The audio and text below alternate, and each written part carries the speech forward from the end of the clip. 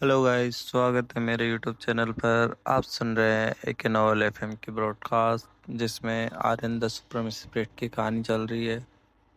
इस कहानी को ऐसे सुनने के लिए आपको इस चैनल को लाइक शेयर और सब्सक्राइब जरूर करना है, और बेल आइकन को हमेशा ऑल पे रखना है। अगर आपको ये स्टोरी पसंद आ रही है तो इस स्टोरी में लाइक ज़रूर करके जाए। चलो अब आगे की कहानी शुरू करते हैं। लेकिन उनकी योजनाएं भी बहुत ही गहन और विस्तृत थीं। आप अभी भी मेरी मदद का इंतजार क्यों कर रहे हैं? थाउजेंड स्टोन ने चंचल याओ जाति को आधी मुस्कान के साथ देखा। याओ जाति पर अचानक दबाव का तीव्र उभार महसूस हुआ। अगर उन्होंने अवज्ञा की होती तो शायद अभी थाउजेंड स्टोन द्वारा उनका सिर कलम कर दिया गया होता। मैं मार डालूंगा। याओ जाति के एक संभ्रांत ने दहाड़ लगाई और अपने असली रूप में परिवर्तित हो गया। वह वास्तव में सैकड़ों फीट लंबा हरा अजगर था, जिसने अपना मुंह खोलकर जोर से चूसा और दर्जनों दानव जाति के प्राणियों को अपने पेट में निगल लिया, सीधे पचा लिया। हड्डियों के टुकड़े भी बाहर नहीं थूके।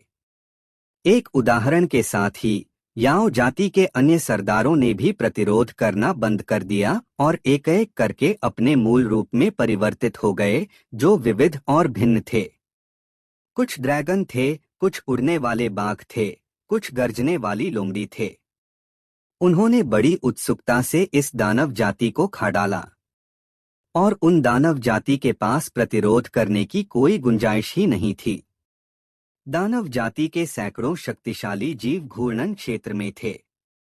कमजोर लोगों में भी स्वर्ग और पृथ्वी लोक की साधना क्षमता थी।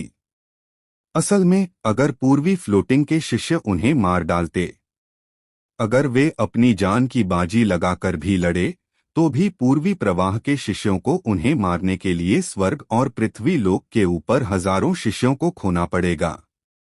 लेकिन याओ जाति के इन धनिकों के सामने दानव जाति के इन लोगों को मारना महज पलक झपकने जितना आसान था।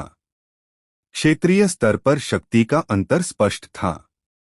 सामान्य रामकृष्ण, जो हितेंद्र से उलझे हुए थे, तनिक भौंके। युद्ध में जाने वाले प्रत्येक सैनिक के लिए उसके पास एक आत्मा पट्टिका थी। जब कोई सैनिक गिर जाता था तो उससे संबंधित आत्मा की पट्टिका चकनाचूर हो जाती थी। हालांकि इस थोड़े से समय में ही उसके थैले में रखी आत्मा की पट्टिका बारिश की तरह बिखर गई, मानो उन्होंने किसी भयावह नरसंहार का सामना किया हो। क्या ईस्टर्न फ्लोटिंग के पास अभी भी कोई अन्य तुरुप का पत्ता है? सामान्य रामकृष्ण ने भौहें चढ़ाई।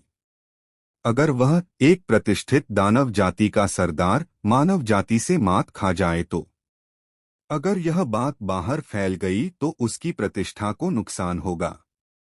ईस्टर्न फ्लोटिंग ने अन्य तुरुप के पत्ते इस्तेमाल किए। मुझे क्यों नहीं पता? हितेंद्र आश्चर्यचकित और हतप्रभ थे। ईस्टर्न फ्लोटिंग के पास वाकई में तुरुप के पत्ते थे। हालांकि उनके आदेश के बिना वे तुरुप के पत्ते अभी भी तैयार किए जा रहे थे और उनका खुलासा नहीं किया गया था।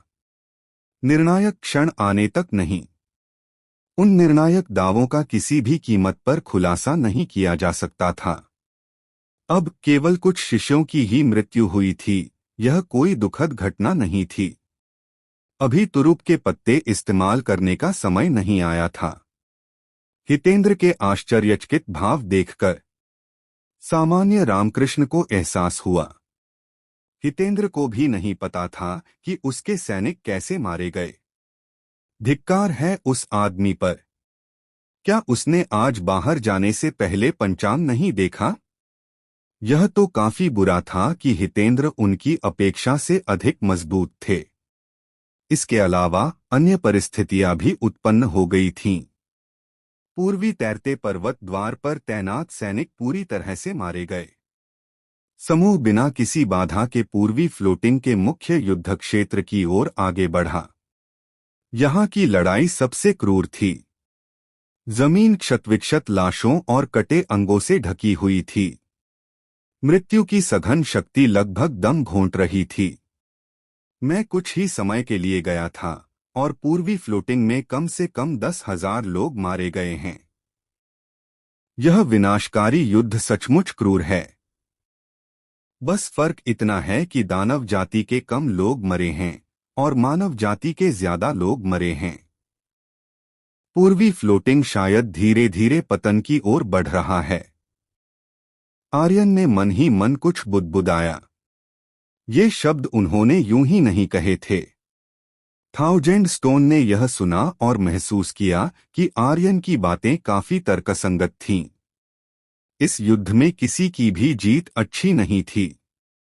उसके लिए थाउजेंड स्टोन सबसे अच्छा परिणाम यही था कि मानव जाति और दानव जाति दोनों को भारी नुकसान उठाना पड़े। एक रणनीति होना। थाउजेंड स्टोन को स्वाभाविक रूप से मानव जाति की ओर थोड़ा झुकाव रखना पड़ा। स्वर्ग और पृथ्वी लोक तथा घूर्णन लोक के 50,000 कुलीन याओ जाति के सैनिकों को दानव जाति का संहार करने में मानव जाति की सहायता के लिए भेजो। थाउजेंड स्टोन ने अपने बगल में बैठे याओ जाति के एक बड़े सरदार को निर्देश दिए। याओ जाति के सरदार ने आदेश स्वीकार किया और तुरंत मानव जाति की सहायता के लिए एक विशाल सेना भेज दी। हितेंद्र और जनरल आकाश में युद्ध कर रहे रामकृष्ण ने स्वाभाविक रूप से अपने पैरों के नीचे के दृश्य को देखा।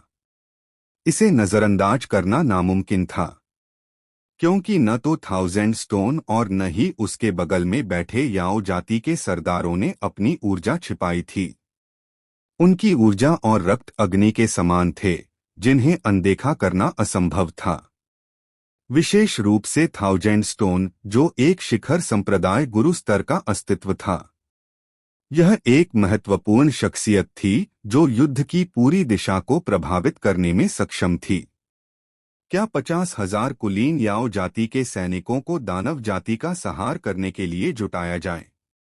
क्या यह व्यक्ति मेरे पूर्वी फ्लोटिंग द्वारा आमंत्रित एक अतिरिक्त बल हो सकता है, शिष्य? लेकिन ये कौन है?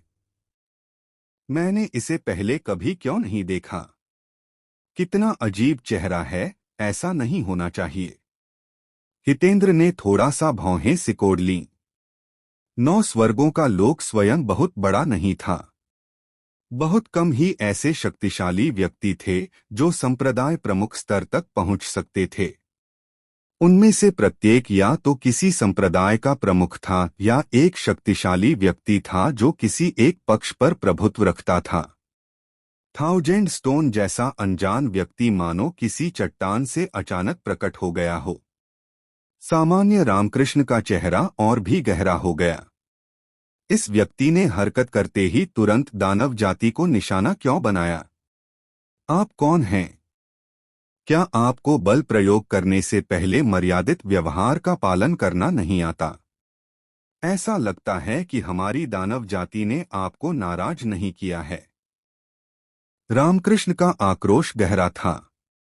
थाउजेंड स्टोन ने रामकृष्ण की नाराजगी पर कोई प्रतिक्रिया नहीं दी। आप सब लड़ते रहिए, मैं तो बस यहां से गुजर रहा हूं। थाउजेंड स्टोन ने मुस्कुराते हुए कहा। पूर्वी तैरते जहाजों के युद्ध में व्यक्तिगत रूप से हस्तक्षेप करने का उनका कोई इरादा नहीं था। अगर यह पृथ्वी पर 3 राज्यों का युग होता, यह व्यक्ति काओ काओ होगा। दुनिया जितनी ज्यादा अराजक होगी, उतना ही अच्छा। रामकृष्ण, हितेंद्र और त्रिलोचन सभी हवा में अस्तव्यस्त थे। अगर तुम यहां खड़े हो तो हम किस लिए लड़ रहे हैं? आर्यन चुपचाप थाउजेंड स्टोन के समूह से अलग हो गए। यह आदमी सामान्य नहीं है। उसे लगा कि थाउजेंड स्टोन की नफरत बटोरने की क्षमता उसकी अपनी क्षमता से भी कहीं अधिक मजबूत है। कहीं ऐसा न हो कि वह खुद दूसरों का निशाना बन जाए। रुको, क्या मैंने तुम्हें जाने के लिए कहा था? स्वयं निकम्मा है, उसने इतने डरपोक शिष्य को क्यों चुना? युद्ध में भाग जाना, यह मेरे शंख परिवार का बहुत बड़ा अभिशाप है। क्या मैंने तुम्हें जाने के लिए कहा था? और तुम यूं ही चले गए। थाउजेंड स्टोन ने आर्यन की ओर देखा। उसकी आंखों से एक सर्द हवा बह निकली। आर्यन का शरीर अकड़ गया, जिससे उसके चेहरे पर रोने से भी ज्यादा बदसूरत भाव प्रकट हो गए। इस समय रामकृष्ण और हितेंद्र दोनों ने आर्यन की ओर देखा। क्या यह वही छोटा आदमी नहीं है जिसने उन दानव जाति को बनाया था? क्या आजकल जनरल लोग सड़कों पर नंगे घूम रहे हैं, बिना कपड़ों के? हितेंद्र ने एक नजर में ही आर्यन को पहचान लिया। इसके अलावा कोई और रास्ता नहीं था। आर्यन ने जो किया वह वास्तव में थाउजेंड स्टोन के काम से कहीं ज्यादा नफरत पैदा करने वाला था। दरअसल जब रामकृष्ण ने आर्यन को देखा, उसके मन में तुरंत ही अत्यधिक अपमान की भावना उत्पन्न हो गई। हाँ, यह वही बच्चा था। वह दानव जाति के एक समूह को अपने साथ ले गया और अब वे बिना कोई हलचल मचाए ही मर गए। रामकृष्ण को अपने थैले में रखी आत्मा की पट्टिका याद आ गई। उन्हें तुरंत पता चल गया कि असली अपराधी उनके सामने खड़ा यह मानव जाति का लड़का ही है। रामकृष्ण ने दांत पीसते हुए सोचा कि काश वह अभी आर्यन पर झपटकर उसे दो टुकड़ों में फाड़ देता। मेरी दानव जाति के सैनिकों की जान लौटा दो। रामकृष्ण की उंगली थोड़ी नुकीली थी। तलवार की तरह तेज लाल रोशनी की एक लकीर आर्यन के गले की ओर बढ़ी। आर्यन स्थिर अवस्था में रहा। थाउजेंड स्टोन, मेरे बॉस, वो तो सचमुच तुम्हारे सामने ही मुझे जान से मारना चाहते हैं। तुम्हें मेरे लिए खड़ा होना होगा। आर्यन की आवाज में सिसकी की हल्की सी झलक थी। थाउजेंड स्टोन ने ठंडी सी घुरघुराहट छोड़ी। मेरे सामने मेरे लोगों को मारने की हिम्मत कर रहे हो? क्या तुम जीने से थक गए हो, साथी? थाउजेंड स्टोन की ठंडी फुफकार ने लाल तलवार की रोशनी को चकनाचूर कर दिया। उनके तौर तरीके समझ से परे थे। रामकृष्ण को ठंडक महसूस हुई। यदि हितेंद्र देवता में परिवर्तित होकर अर्ध संत स्तर तक पहुंच गया था, तो उसके सामने खड़ा पत्थर का आदमी वास्तव में संत स्तर का शक्तिशाली योद्धा था। यहां तक कि एक संत भी प्रकट हुए थे। वे किस लिए लड़ रहे थे? थाउजेंड स्टोन जिस भी पक्ष का समर्थन करता, वही पक्ष विजयी होता। एक संत की शक्ति का सामना एक अर्ध संत बिल्कुल भी नहीं कर सकता था। अगर तुमने मुझ पर हाथ उठाने की हिम्मत की, तो दानव जाति एक दिन तुम्हारे गुट को अवश्य ही कुचल देगी। रामकृष्ण ने धमकी दी, क्योंकि वह नहीं चाहता था कि थाउजेंड स्टोन दानव जाति और पूर्वी तैरते हुए जीवों के बीच के संघर्ष में हस्तक्षेप करे। संत स्तर का एक शक्तिशाली व्यक्ति 9 स्वर्गों के तल में परमाणु बम के समान था। एक परमाणु बम, इसका इस्तेमाल आमतौर पर लोगों को धमकाने के लिए किया जाता था। युद्ध में हस्तक्षेप करने का मतलब दोनों पक्षों के बीच एक अनथीन संघर्ष था। यह आदमी नियमों का पालन नहीं करता। क्या यह किम फैटी द थर्ड का रिश्तेदार हो सकता है? ओह नहीं, यह जनरल किम चेयरमैन किम होना चाहिए। कितना निडर है। मेरे गुट को ध्वस्त करना, यह थोड़ा मुश्किल हो सकता है। थाउजेंड स्टोन ने अपनी ठुड्डी पर हाथ फेरा और खुद से कुछ बुदबुदाया। वह दूसरे तट ब्रह्मांड के शंख परिवार से आया था। इस बात को एक तरफ रखते हुए कि क्या दानव जाति के ये सदस्य शंख परिवार को हरा सकते थे, ब्रह्मांड की बाधा को पार करके दूसरे किनारे के ब्रह्मांड तक पहुंचना कोई आसान काम नहीं था। आर्यन जानता था कि थाउजेंड स्टोन सच बोल रहा था, लेकिन रामकृष्ण को पता नहीं था। सामान्य तौर पर रामकृष्ण की नजरों में 1000 पत्थर घमंडी, अनादरपूर्ण था और वह पूरी दानव जाति और खुद रामकृष्ण को भी नीचा समझता था। तुम्हारी हिम्मत कैसे हुई? रामकृष्ण अभी भी थाउजेंड स्टोन के साथ थोड़ी देर बहस करना चाहते थे, लेकिन थाउजेंड स्टोन की रुचि पहले ही खत्म हो चुकी थी।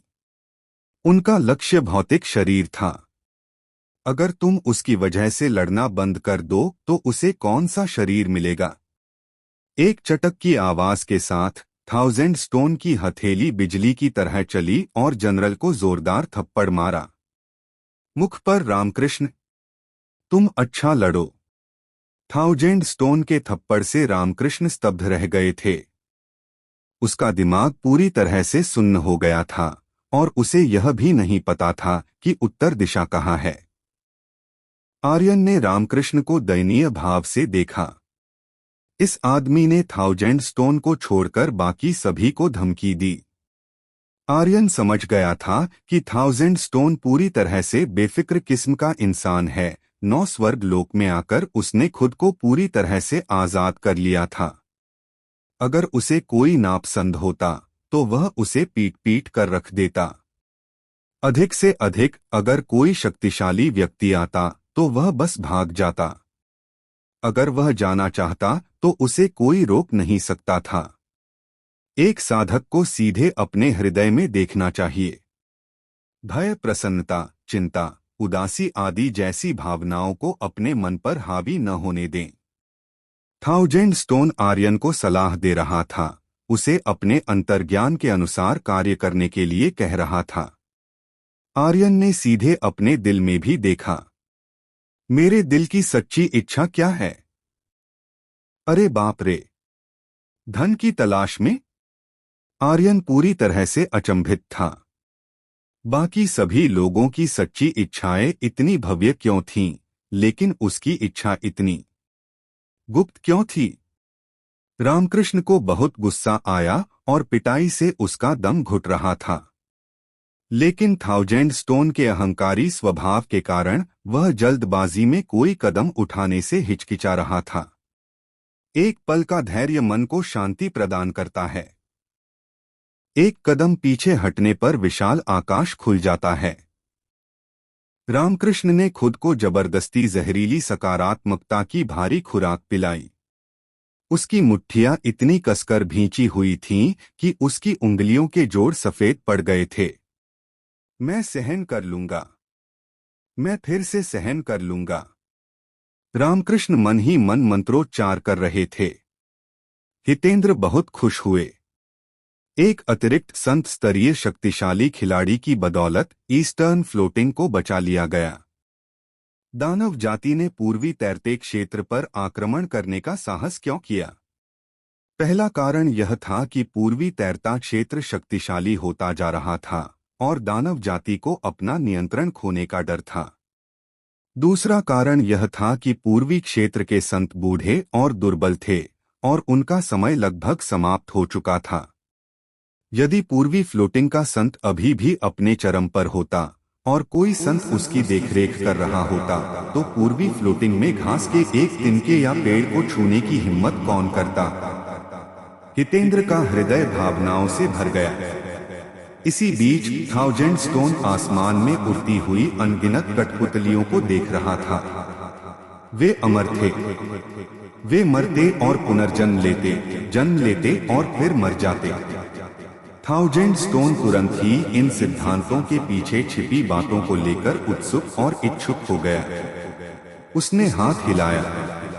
कई कठपुतलियां तुरंत उसके हाथ लग गईं। उनके बीच वंशानुक्रम बहुत जटिल था। 1000 स्टोन ने एक नजर में ही रहस्य को सुलझा लिया। अमर शरीर बनाने के लिए रक्त का बलिदान, अनंत युद्ध विन्यास बनाने के लिए आकाश और पृथ्वी को आधार बनाकर। हालांकि ये कठपुतलियां शक्तिशाली नहीं हैं, लेकिन इनकी रचना अत्यंत विलक्षण है जो साधना क्षेत्र में मौजूद पूर्ण अंतर को समाप्त कर देती है। ये संख्या से गुणवत्ता की भरपाई कर सकती हैं। इनमें बड़ी संख्या में जन्मजात प्रतिभाएं होनी चाहिए। पूर्वी क्षेत्र में स्थित शिष्य इन कठपुतलियों के लिए अपना सार रक्त अर्पित कर रहे हैं। जब तक सार रक्त अक्षय है, ये कठपुतलियां कभी नहीं गिरेंगी। 1000 स्टोन ने कठपुतलियों का रहस्य एक ही वाक्य में उजागर कर दिया। रामकृष्ण की आंखें अचानक चमक उठीं। तो इसमें एक तरकीब थी। वह सोच रहा था कि इन अमर कठपुतलियों को कैसे नष्ट किया जाए। लेकिन 1000 स्टोन की व्याख्या सुनने के बाद उसने तुरंत उनसे निपटने का एक तरीका ढूंढ लिया। कठपुतलियों को मारना मुश्किल था, लेकिन सहज क्षेत्र उन गलियारों में मौजूद सहायक शिष्यों से उसे कोई खास खतरा नहीं था। आदेश 2। उन हॉलों में धावा बोलो जहां यूटिलिटी डिसाइपल्स जमा हैं। हर यूटिलिटी डिसाइपल को मार डालो। मैं देखना चाहता हूं कि क्या कठपुतलियां अपने ऊर्जा स्रोत के बिना भी मेरी सेना की प्रगति में बाधा डाल सकती हैं। रामकृष्ण की आवाज उत्साह से भरी हुई थी। दानव जाति की सेना ने जोरदार जयकार करते हुए अपनी सहमति व्यक्त की। राक्षस जाति के अंधाधुंध उत्पात के कारण एक के बाद एक हॉल नष्ट होते चले गए। उन सहायक शिष्यों ने बहुत सारा सार रक्त खो दिया था, जिसके बाद उनमें भागने की भी ताकत नहीं बची थी। उनका खून चारों ओर फैल गया और मांस के टुकड़े हर जगह बिखर गए। वहीं थाउजेंड स्टोन ने इस दृश्य को बिना किसी भावना के देखा। हितेंद्र का मुस्कुराता चेहरा धीरे धीरे काला पड़ गया। थाउजेंड स्टोन आखिरकार उनकी सहायक सेना नहीं थी, वह उनका दुश्मन था। आखिर यह आदमी करना क्या चाहता था? दानव जाति का संहार करना, लेकिन साथ ही पूर्वी तैरते हुए जीवों को भी निशाना बनाना। दोनों पक्षों को उकसाकर वह क्या हासिल करने की कोशिश कर रहा था? इस समय हितेंद्र, रामकृष्ण और त्रिलोचन ने गुप्त रूप से संवाद किया, किसी प्रकार के समझौते पर पहुंचे। रहस्यमय ढंग से प्रकट हुए 1000 पत्थरों से निपटने के लिए एक अस्थायी गठबंधन। एक धमाके के साथ जमीन से गोलीबारी शुरू हो गई। थाउजेंड स्टोन के पैरों के नीचे अचानक एक हल्की नीली लौ फूट पड़ी।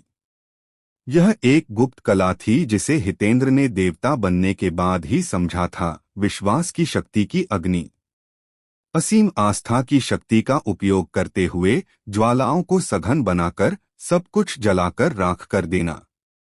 थाउजेंड स्टोन आग की लपटों में खड़ा था, उसके शरीर पर एक हल्की सुनहरी रोशनी दिखाई दे रही थी। ऐसा कहा जाता था कि आस्था की शक्ति की अग्नि स्वर्ग और पृथ्वी को जलाकर सब कुछ नष्ट कर सकती है।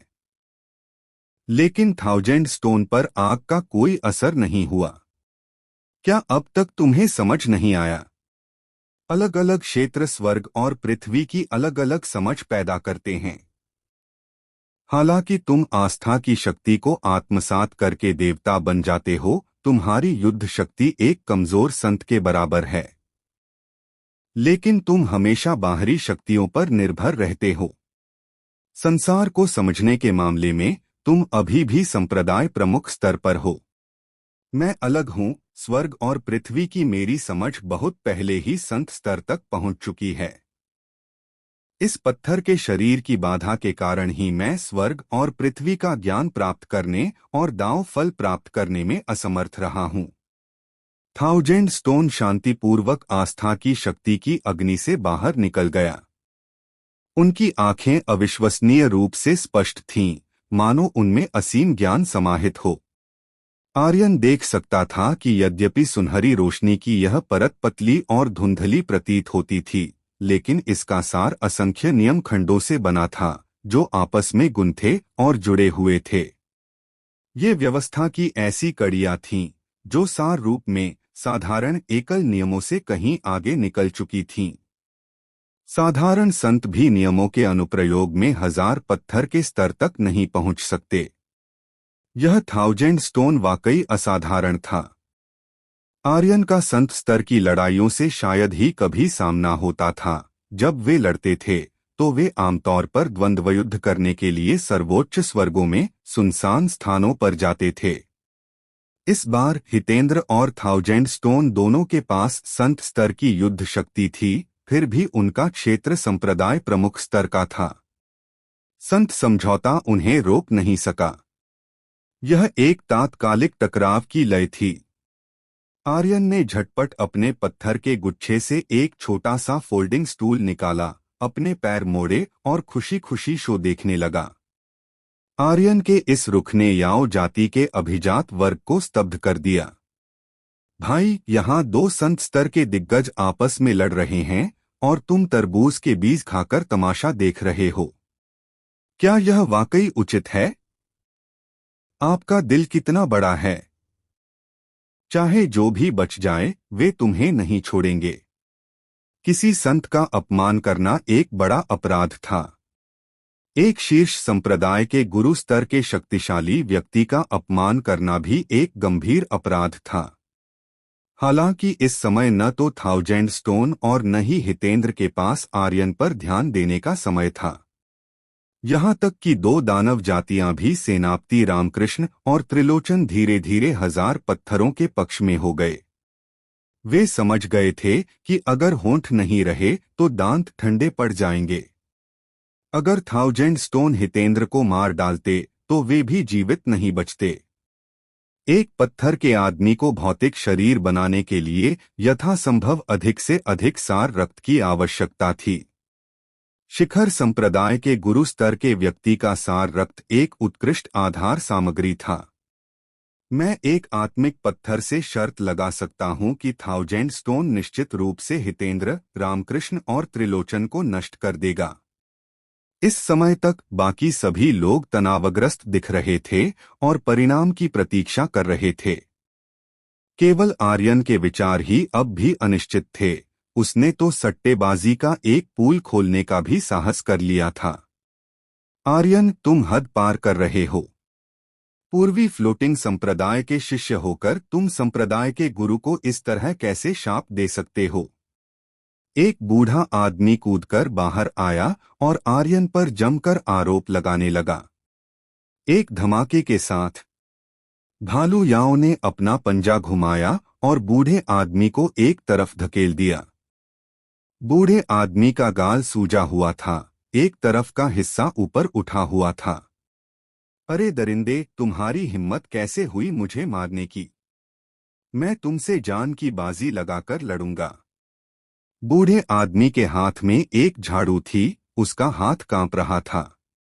ईस्टर्न फ्लोटिंग के एक संप्रदाय के वरिष्ठ प्रबंधक के रूप में ईस्टर्न फ्लोटिंग में सभी उनका सम्मान करते थे। शांति काल में पलेबढ़े होने के कारण वह पूर्वी फ्लोटिंग के शांतिपूर्ण निर्मल सपने से जाग भी नहीं पा रहे थे। हजार पत्थर के स्वामी के अधीनस्थ का अपमान करने की हिम्मत कैसे हुई? मुझे लगता है तुम जीने से थक गए हो। ये महान याओ आर्यों का बहुत सम्मान करते थे। थाउजेंड स्टोन अप्रत्याशित था और शायद ही कभी किसी के प्रति इतनी सहनशीलता और चिंता दिखाता था। उन सभी ने आर्यन के प्रति थाउजेंड स्टोन का रवैया देख लिया था। यह उदासीन प्रतीत होता था, लेकिन थाउजेंड स्टोन के उनके प्रति रवैये की तुलना में यह पहले से ही काफी सौहार्दपूर्ण था। शायद भविष्य में अगर आर्यन लॉर्ड थाउजेंड स्टोन का पसंदीदा बन जाए, तब भी उन्हें थाउजेंड स्टोन के सामने उनकी तारीफ करने के लिए आर्यन पर ही निर्भर रहना पड़ेगा। आर्यन, घुटने टेक दो और मरने के लिए तैयार हो जाओ। मैं तुम्हें अभी भी एक पूरा शव दे सकता हूं। तुमने वास्तव में एक विलक्षण प्रतिभा वाले व्यक्ति के साथ मिलकर संप्रदाय के वरिष्ठ प्रबंधक को पीटा। क्या तुम्हें पता है कि यह एक गंभीर अपराध है? संप्रदाय का वरिष्ठ प्रबंधक अभी भी पूरा नहीं हुआ था। उसने अपनी प्रतिष्ठा और पद का फायदा उठाते हुए आर्यन को जमकर फटकारा। आर्यन को मूल रूप से पूर्वी फ्लोटिंग समुदाय से जुड़ाव की कोई मजबूत भावना नहीं थी। अब उस बूढ़े आदमी को उछलते कूदते देखकर वह और भी चिढ़ गया। दादाजी, आप बहुत बूढ़े हो गए हैं। क्या आपको मौजूदा हालात नहीं दिख रहे? ईस्टर्न फ्लोटिंग लगभग खत्म हो चुका है और आप अभी भी इस तरह का दिखावा कर रहे हैं। क्या यह वाकई अच्छा है? आर्यन की आवाज में व्यंग्य का भाव झलक रहा था। वह बूढ़ा व्यक्ति बूढ़ा था और शायद उसका दिमाग अब ठीक से काम नहीं कर रहा था। वह अब भी मानता था कि संप्रदाय के वरिष्ठ प्रबंधक के रूप में उसका पद सम्माननीय है और पूर्वी फ्लोटिंग के किसी भी सहायक शिष्य को उसके आदेशों का पालन करना होगा। लेकिन उसे यह नहीं पता था कि आर्यन ने शुरू से अंत तक उसे कभी भी महत्वपूर्ण व्यक्ति नहीं माना था। थाउजेंड स्टोन आगे बढ़ा, हितेंद्र का रास्ता रोकते हुए, और उपहास करते हुए बोला, नहीं तो फिर हमें इसे अपने हाथों से ही सुलझाना होगा। फीनिक्स अधिकार, 9 स्वर्गों की फीनिक्स की पुकार। हितेंद्र ने अपने शरीर के भीतर दिव्य शक्ति को प्रज्वलित किया। वह पहले से ही अग्नि के महान मार्ग पर अग्रसर था। हितेंद्र को अग्नि के महान दांवों की गहरी समझ थी और दिव्य शक्ति के आवरण के साथ उन्होंने प्रारंभ में फीनिक्स प्रेत के अधिकार को पूरा कर लिया था। फीनिक्स में एक आत्मा थी, मानो वह सचमुच मौजूद हो। उसने उत्साह से एक चीख निकाली और पलक झपकते ही आसमान में उड़ गया। हितेंद्र के पीछे स्थित फीनिक्स अपने पंखों में जलती हुई भयंकर ज्वालाओं के साथ 1000 पत्थर की ओर झपटा, जो शून्य लोक को भी भस्म करने में सक्षम थी, जिससे 1000 पत्थर को भी इसे अत्यंत गंभीरता से लेना पड़ा। दोनों पक्षों के बीच झड़प हुई और इस बार मामला वाकई गंभीर था। बाकी बचे 2 पात्रों को भी हल्के में नहीं लिया जा सकता था, चाहे वह रामकृष्ण हो या त्रिलोचन। दोनों ने ही अपनी चरम क्षमताओं का प्रदर्शन किया, जिससे 1000 स्टोन के लिए एक बड़ा खतरा और प्रभाव पैदा हुआ। ईस्टर्न फ्लोटिंग ढहने लगा। एक बार जब इन चारों ने अपने तुरुप के पत्ते खोल दिए तो हर चाल संत स्तर की थी। ईस्टर्न फ्लोटिंग मजबूत तो थी, लेकिन वह इतनी हलचल को सहन नहीं कर सकी। पूर्वी तैरते हुए के शिष्यों के भौतिक शरीर बड़ी संख्या में फटने लगे, घने रक्त के धुंध में बदल गए, जिससे हितेंद्र की ऊर्जा खपत की भरपाई हो गई। ईस्टर्न फ्लोटिंग के लिए जान दे दो, तुम्हारी मृत्यु न्यायसंगत होगी। हितेंद्र के चेहरे पर अपराध बोध का कोई निशान नहीं था। उसके चेहरे पर गहरे लाल रंग के राक्षसी प्रतीक शाखाओं की तरह फैल गए। जब तक ईस्टर्न फ्लोटिंग अस्तित्व में था, शिष्यों के सभी मांस और रक्त उसके स्वयं के उपभोग के लिए पूरक थे। असली इरादे उजागर हो गए। इस संप्रदाय के प्रमुख ने हमेशा खुद को पूर्वी फ्लोटिंग का सच्चा स्वामी माना था। उनकी नजर में बाकी सब महज नौकर थे, जिनका जिक्र करना भी बेकार था। ईस्टर्न फ्लोटिंग के पैतृक हॉल में बूढ़े आदमी के होंठ पीले पड़ गए थे। उसने धीरे से अपनी धुंधली आंखें खोलीं। क्या आखिरकार वो दिन आ ही गया? पूर्वी फ्लोटिंग का विनाश होने वाला है और हितेंद्र एक महान दानव में परिवर्तित होकर शत्रु के साथ ही नष्ट होने वाला है। बूढ़े आदमी के गालों पर साफ आंसुओं की 2 धारें बह निकली। एक बार हितेंद्र ने ऐसी विधि अपना ली तो इसका मतलब था कि सभी परिस्थितियां अपरिवर्तनीय हो जाएंगी। उन्होंने हितेंद्र की राक्षसी तकनीक का समर्थन नहीं किया, लेकिन वह बूढ़ा था। वह हितेंद्र की महत्वाकांक्षा को अब और नहीं रोक सका। अगर ईस्टर्न फ्लोटिंग ने कोई पाप किया है तो इस पाप का बोझ मैं अकेले ही उठाऊं। बूढ़ा आदमी धीरे धीरे खड़ा हुआ और एक सच्चे संत का दबाव उस पर छा गया। ईस्टर्न फ्लोटिंग सदा समृद्ध रहेगा। पुनर्जन्म का कोई अंत नहीं। ईस्टर्न फ्लोटिंग, हे शिष्यों, मुझे अपना जीवन उधार दो और मुझे अपनी सर्वोच्च अवस्था में लौटने दो। उस बूढ़े व्यक्ति की प्राचीन आवाज मानो किसी दिव्य ध्वनि में परिवर्तित हो गई। पलक झपकते ही इसने पूरे पूर्वी तैरते हुए क्षेत्र को अपनी चपेट में ले लिया। हजारों पूर्वी तैरते हुए शिष्यों ने सबसे निचले स्तर के सेवकों से लेकर यिन्यांग क्षेत्र के साधकों तक अपनी जीवन शक्ति को अनियंत्रित रूप से उमड़ते हुए महसूस किया, मानो कोई बांध टूट गया हो। यहाँ तक कि आर्यन के सिर के ऊपर एक विशाल ब्लैक होल भी दिखाई दिया। इस ब्लैक होल से एक शक्तिशाली खिंचाव बल उत्पन्न हुआ।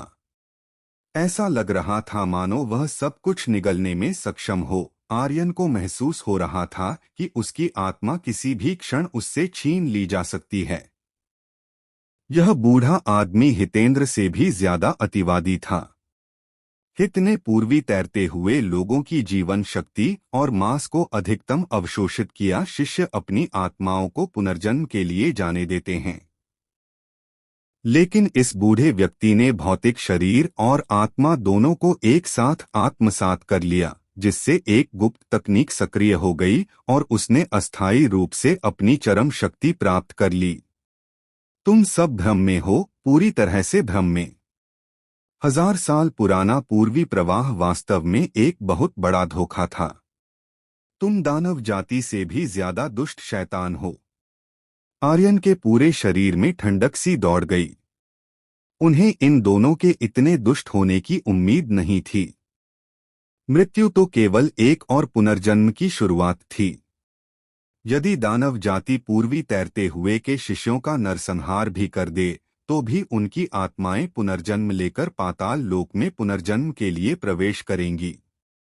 हालांकि इस बूढ़े व्यक्ति ने अपने शिष्यों की आत्माओं को भी बख्शने से इनकार कर दिया और उन सभी को शुद्ध किया। अगर यह दानव जाति से भी अधिक दुष्ट नहीं था तो और क्या था।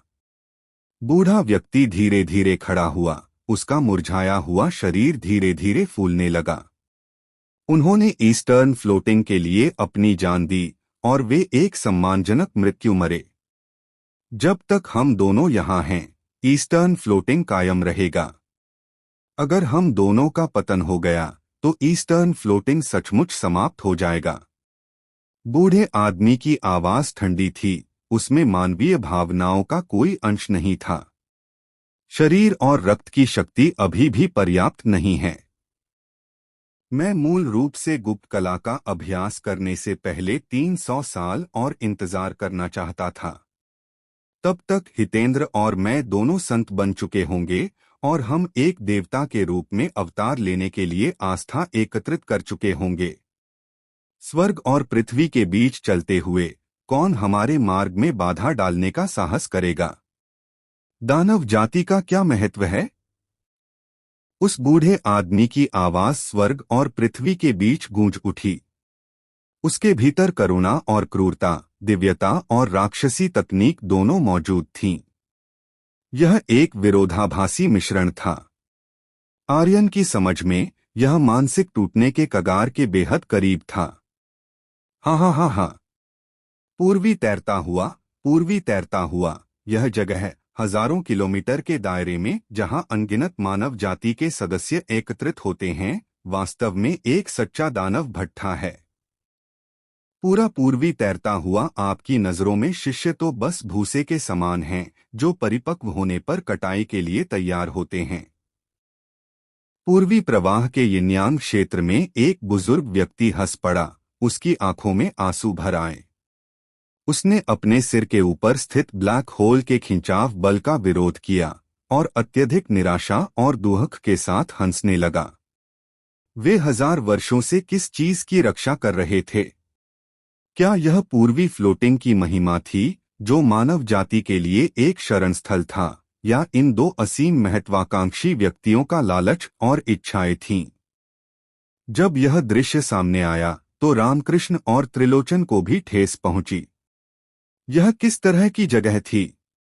मानव जाति के कुछ सदस्य उनसे भी अधिक राक्षसी क्यों थे? ईस्टर्न फ्लोटिंग, इन दो शब्दों में कितने रहस्य छिपे थे? दूसरी ओर 1000 स्टोन जोर से हंसा, वाह वाह वाह। मैं मांस और रक्त का शरीर बनाना चाहता हूँ, संत बनना चाहता हूँ, और इसके लिए मुझे 3 बड़ी विपत्तियों से गुजरना होगा: स्वर्गीय विपत्ति, सांसारिक विपत्ति और मानवीय विपत्ति। तुम दोनों ही वह मानवीय विपत्ति बनोगे जिसका मुझे सामना करना पड़ेगा। 1000 स्टोन के चारों ओर 100 मील के दायरे में मानव जाति, याओ जाति और दानव जाति के सभी सदस्यों के भौतिक शरीर चकनाचूर हो गए, रक्त की धुंध में बदल गए और अंत में मांस और रक्त के शरीर में ठोस रूप ले लिया। यह मांस और रक्त का शरीर जन्म लेते ही संप्रदाय गुरु के उच्चतम स्तर पर पहुंच गया था। 1000 स्टोन ने अपना मूल पत्थर का कवच त्याग दिया और एक विचार तुरंत उसके मांस और रक्त के शरीर में प्रवेश कर गया। आकाश और पृथ्वी के बीच असीम घटनाएं उत्पन्न हुई। कमल के चबूतरे पर 12 पंखुड़ियों वाला कमल खिला हुआ था। कमल की प्रत्येक पंखुड़ी मानो जेड पत्थर से तराशी गई हो, एकदम साफ और पारदर्शी। अराजकता से कमल के मंच का जन्म होता है। यह स्वर्ग और पृथ्वी का एक सर्वोच्च खजाना था जो ब्रह्मांड की अराजकता में उत्पन्न हुआ था और एक सर्वोच्च दिव्य कलाकृति के समान था। कमल 7 रंगों में जगमगा उठा।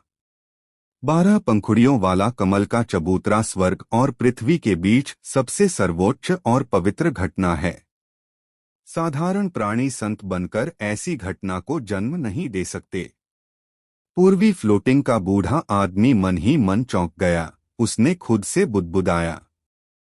आर्यन ने खिले हुए 12 पंखुड़ियों वाले कमल के चबूतरे को देखा, फिर बगल में पड़े पत्थर के आदमी के असली शरीर पर एक नजर डाली और लगभग लार टपकाने लगा। हालांकि स्टोन मैन के असली शरीर की भी सुरक्षा की जा रही थी। यिनयांग क्षेत्र के 8 महान याओ पूरी तरह से वफादार दिख रहे थे। उनके चेहरे पर ऐसा भाव था मानो वे कह रहे हों, जो कोई भी इस शरीर को छूने की हिम्मत करेगा, मैं उससे मृत्यु तक लड़ूंगा। लेकिन क्या गोलकीपर मुझे गोल करने से रोक सकता है?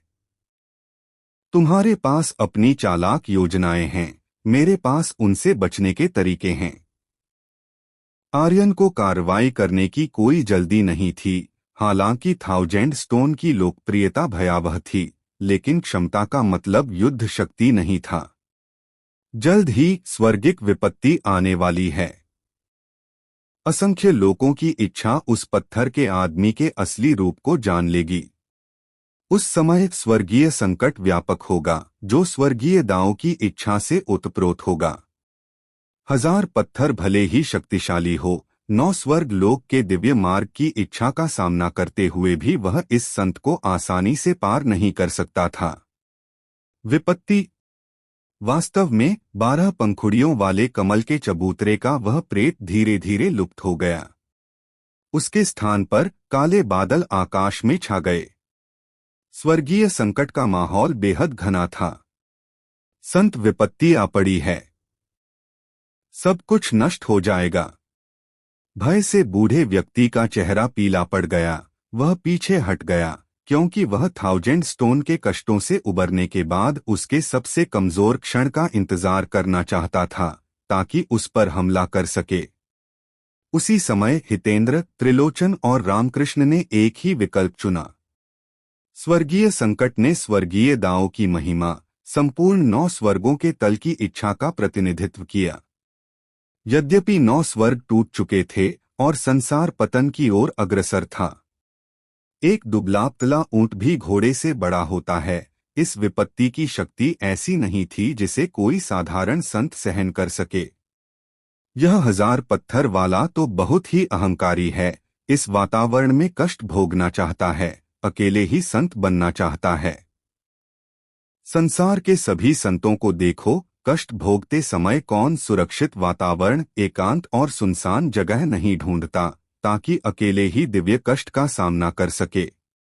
क्या उसे कष्ट के दौरान दुर्घटनाओं का, हत्या का डर नहीं है? बूढ़े आदमी ने अपनी दाढ़ी सहलाई, हालांकि उसके बाल अभी भी सफेद थे, अनगिनत पूर्वी तैरते हुए लोगों के मांस और खून को सोखने के बाद। शिष्य, उसकी ऊर्जा और रक्त में ऐसा बल था मानो वह एक युवक हो। उसकी आंखों में जीत की एक चमक दिखाई दी। अगर 1000 स्टोन की मृत्यु हो जाती है, तो वह पत्थर का खोल उसका होगा। उनका शरीर बूढ़ा हो चुका था, उनकी शक्ति क्षीण हो रही थी। इस गुप्त तकनीक को एक बार करने पर अनंत मात्रा में जीवित मांस और रक्त का सेवन करना पड़ता था, लेकिन इससे उसकी आयु केवल 5 या 600 वर्षों तक ही बढ़ सकती थी। 5 या 600 वर्षों के बाद वह इस क्रूर गुप्त तकनीक को फिर से आजमाना चाहेगा। इसके अलावा हर बार जब गुप्त तकनीक का प्रयोग किया जाता था, तो आवश्यक बलिदान दोगुने हो जाते थे, जबकि प्रभाव धीरे धीरे कम होता जाता था। यदि वह 1000 पत्थरों के पत्थर के शरीर पर अधिकार कर ले, तो उसके भीतर मौजूद शक्तिशाली सार रक्त उसे हजारों, यहाँ तक कि दसियों हजारों वर्षों तक जीवन काल की चिंताओं से मुक्त करने के लिए पर्याप्त होगा। बूढ़े व्यक्ति की आंखों में जोश की आग जल रही थी। वह 1000 स्टोन की स्वर्गीय आपदा के आने का इंतजार कर रहा था। हालांकि थाउजेंड स्टोन के होठों के कोने पर अचानक एक हल्की सी मुस्कान उभर आई। यह मुस्कान तिरस्कार और उपहास से भरी हुई थी। क्या तुम मेरे ऊपर आने वाली विपत्ति का इंतजार कर रहे हो ताकि मैं उसका विरोध करते हुए गंभीर रूप से घायल हो जाऊं?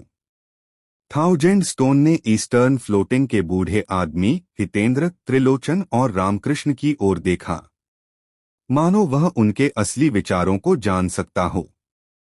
लेकिन मुझे आपको बताना होगा, इस बार आप शायद गलत अनुमान लगाने वाले हैं। यह स्वर्गीय संकट मेरा सबसे बड़ा तुरुप का पत्ता है। यह स्वर्गीय संकट जो आपकी दृष्टि में अजेय है, मेरे हाथों में एक महान घातक हथियार है। थाउजेंड स्टोन की आवाज खत्म होते ही सबका दिल बैठ गया। असंभव, प्राचीन काल से ही स्वर्गीय विपत्ति अभेद्य रही है। कोई भी स्वर्गीय विपत्ति को नियंत्रित नहीं कर सकता, चाहे कोई कितना भी प्रतिभाशाली क्यों न हो, वह स्वर्गीय विपत्ति के सामने तुच्छ हो जाएगा, क्योंकि उसे इस विपत्ति को सहना ही होगा। इससे कोई बच नहीं सकता, कोई समाधान नहीं है। त्रिलोचन ने अविश्वास का भाव दिखाया। स्वर्गीय संकट अपरिहार्य है, यह असंख्य लोकों में सर्वविदित है। स्वर्गीय विपत्ति स्वयं स्वर्ग और पृथ्वी के नियम का एक प्रकार का प्रतिनिधित्व करती है। अगर वह स्वर्ग और पृथ्वी के नियमों से बच निकलता तो थाउजेंड स्टोन का क्षेत्र शायद अथाह स्वर्गीय पूजनीय क्षेत्र तक पहुंच जाता। उनसे निपटना उसके लिए बहुत आसान होता, उन्हें राख में बदल देता और कोई भी उसका विरोध नहीं कर पाता। क्या तुम्हें मेरी बात पर यकीन नहीं है? लड़की के चूत पगलू तो बस चूत पगलू ही होता है। तुम मादरचोद बस चूतरों में ही दसे रहो गए हैं और उससे उत्पन्न होने वाली दिव्य प्रशंसनीय दांव परंपराएं शायद बेहद सीमित हैं। हमारे दूसरे छोर के ब्रह्मांड में लगभग हर युग में कई, यहाँ तक कि दर्जनों दिव्य प्रशंसनीय स्तर के शक्तिशाली व्यक्तित्वों का जन्म होता है, जो आने वाली पीढ़ियों के लिए दिव्य प्रशंसनीय दांव परंपराएं छोड़ जाते हैं। और मैं जिस दांव परंपरा का अभ्यास करता हूँ, वह उस दिव्य प्रवर्तक द्वारा प्रतिपादित है जो कष्ट भोग रहे हैं। दिव्य प्रवर्तक आपदा शक्ति को नियंत्रित करते हैं। वे संसार की सभी दिव्य आपदाओं को नियंत्रित कर सकते हैं। आपकी दिव्य आपदाओं का क्या महत्व है? दिव्य प्रवर्तक की दांव परंपरा का गहन अभ्यास करने से महान संत स्तर और शून्य अमर स्तर की दिव्य आपदाओं को भी पूर्णतः नियंत्रित किया जा सकता है।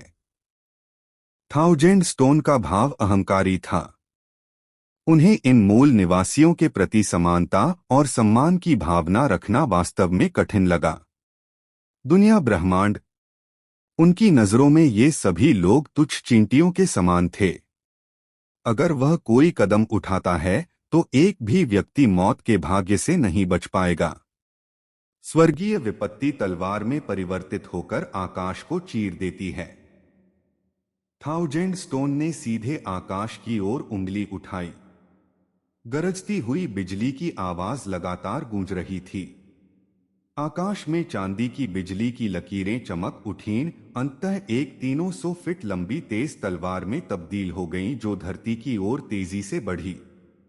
तलवार का एक ही वार पूर्वी तैरता हुआ पर्वत फट गया। यह तलवारबाजी किसी संत के वार के बराबर थी। इसका उद्देश्य किसी को निशाना बनाना नहीं था। थाउजेंड स्टोन केवल अपने पिछले बयान की पुष्टि कर रहे थे।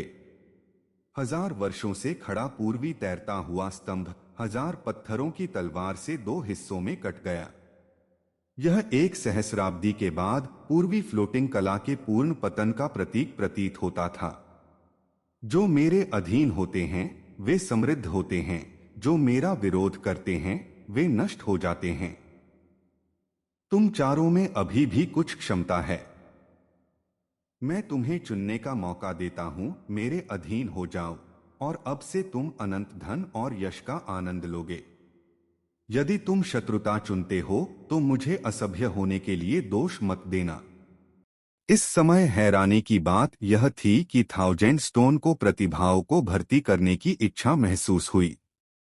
कोई और रास्ता नहीं था। अकेले इस 9 स्वर्गों की दुनिया में आने पर अगर उसे सब कुछ खुद ही करना पड़ता तो यह बहुत असुविधाजनक होता।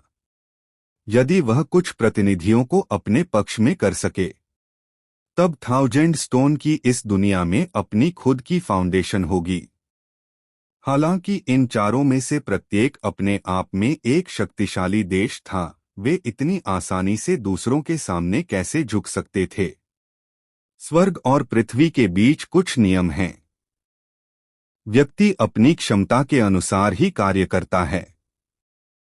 इस निरंतर स्वर्गीय संकट में आप शायद पहले संकट को तो नियंत्रित कर सकें, लेकिन उसके बाद आने वाले दूसरे और तीसरे संकट को नियंत्रित नहीं कर पाएंगे।